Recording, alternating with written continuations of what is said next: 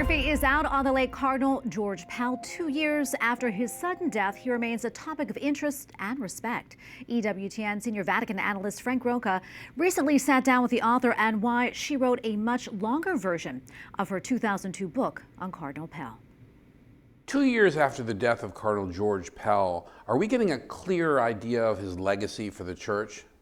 I believe so, Francis. It's actually 2 years ago today, exactly. The 10th of January 2023. Yes, I think it's clear that the financial reforms he put in place are slowly but surely making a difference.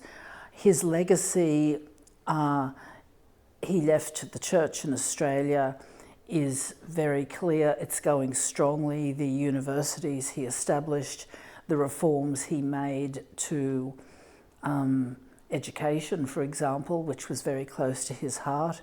The seminaries are strong, they're getting large numbers, and they've largely followed the ground rules, if you like, that he laid down, and it's a pretty positive legacy, really.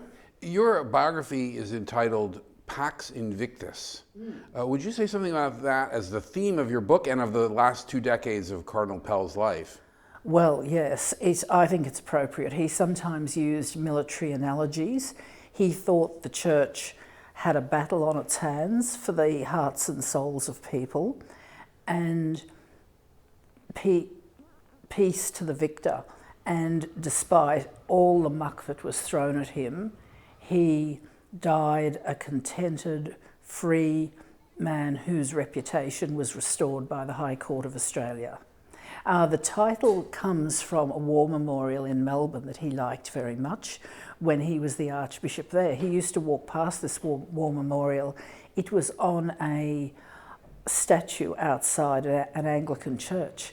And then when he moved to Sydney, he had a statue of an unknown soldier brought up into the body of St Mary's Cathedral, and he put the term Pax Invictus on that statue. So a dear friend of his suggested it would be a good subtitle, and I was very happy to use it.